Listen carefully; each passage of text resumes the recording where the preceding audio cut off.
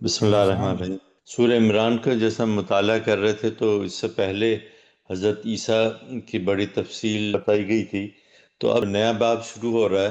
وہ ایک طریقے سے جتنے بھی اہل کتاب ہیں ان کی طرف مخاطب ہے، تو یہ ایک نیا باب شروع ہوتا ہے اس آیت سے کہ یہ آیت کب نازل ہوئی تھی اور کس وقت کس وجہ سے نازل ہوئی تھی۔ تو اس میں دو تین وجوہات ملتی ہیں۔ ایک تو یہ ہے کہ سب متفق ہیں کہ یہ تقریباً فتح مکہ کے عنقریب ہوئی تھی، تاکہ جتنا ایمان اور جدوجہد کا جو دور تھا اس کے بعد جتنے بھی دوسرے مذاہب ہیں ان کو اسلام کے تلے لانے کے لیے۔ تو جب وہاں بھیجی گئی تھی نجران میں، اور یہ ہے کہ وہ ایک جتنے بھی لوگ آئے تھے نجران سے عیسائی، ان کی طرف بھی اشارہ تھا۔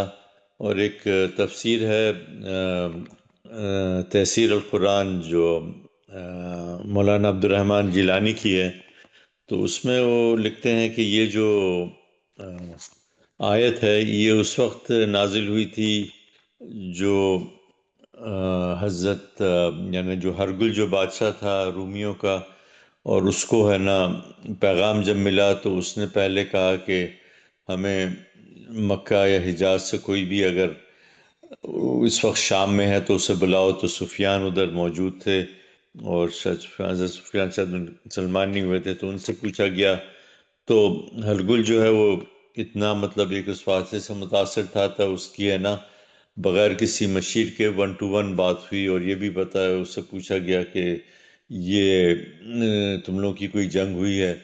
تو اس نے کہا کہ ہاں جنگ ہوئی ہے۔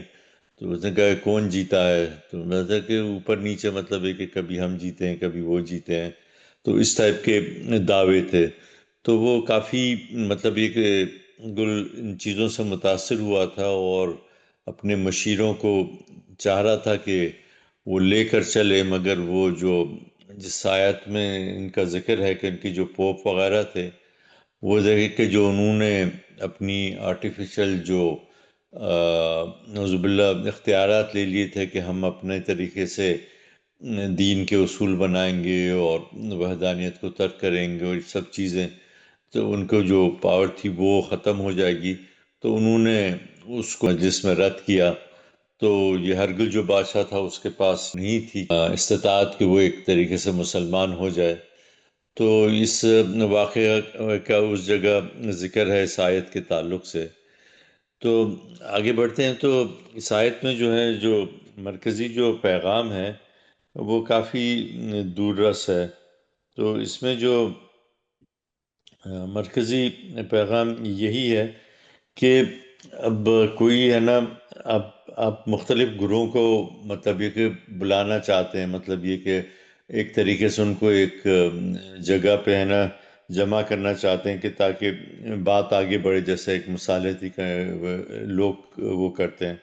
تو پہلی چیز یہی ہوتی ہے کہ بھئی ایک کامن گراؤنڈ پہ ہے کہ بھئی ہم لوگ سب اسی محلے سے ہیں، یا پھر یہ کہنا ہم لوگ اسی ڈپارٹمنٹ کے، مطلب یہ کہ تو وہ ایک کامن گراؤنڈ ہے نا، مطلب یہ کہ بریجنگ جو کہلاتی ہے اصطلاح میں وہ چیز ہوتی ہے۔ تو اب دیکھتے ہیں کہ قرآن شریف میں ماشاء اللہ 1400 سال پہلے یہ ساری چیزیں جو ہے نا قرآن شریف کی روشنی میں اس آیت میں دی گئی ہیں کہ جتنے بھی اہل کتاب ہیں ان کو ایک مشترکہ اور عادلانہ بنیاد کی طرف ہے نا بلاتے ہیں۔ تو صرف اللہ کی عبادت اور اس کے ساتھ کسی کو شریک نہ کرنا، انسان کو رب نہ بنانا، تو یہ سارے نقاط ہیں۔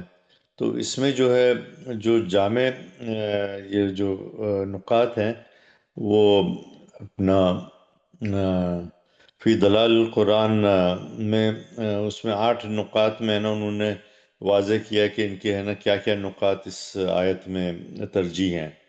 تو ایک یہ ہے کہ دعوت کا حکیمانہ اسلوب، یعنی اہل کتاب کو جھگڑنے یا الزام کے بجائے اس میں کلمت السو یعنی ایک مشترک اصول لے کے، جیسے کہ کامن گراؤنڈ لے کے ان کی طرف بلایا گیا ہے۔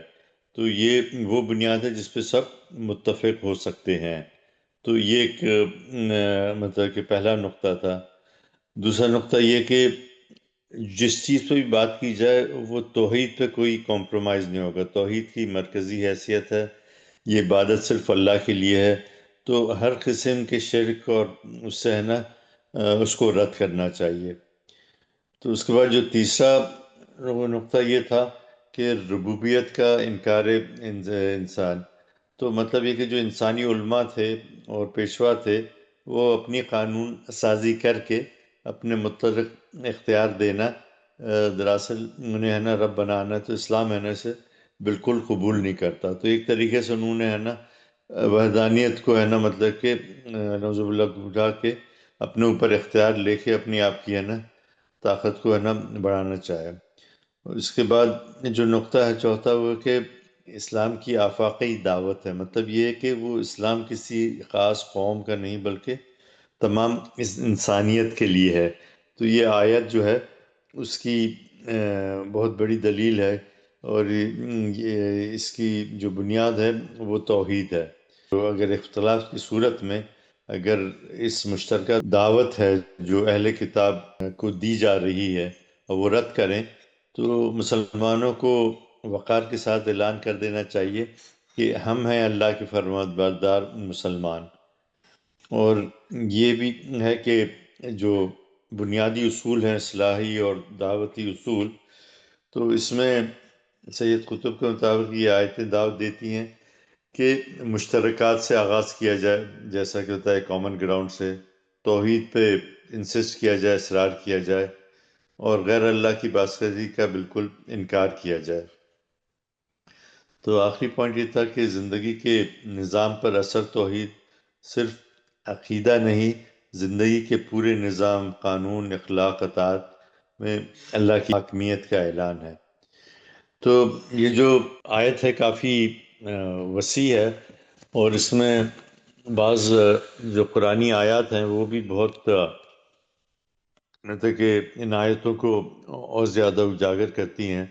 تو جیسا ایک سورہ نحل کی آیت نمبر 36 ہے کہ یقیناً ہم نے ہر جماعت میں پیغمبر بھیجا کہ اللہ ہی کی عبادت کرو اور بتوں کی پرستش سے اجتناب کرو. اس سے پہلے سورہ انبیاء میں کہ جو پیغمبر ہم نے آپ سے پہلے بھیجے ان کی طرف یہی وہی بھیجی کہ میرے سوا کوئی معبود نہیں، لہٰذا میری ہی عبادت کرو.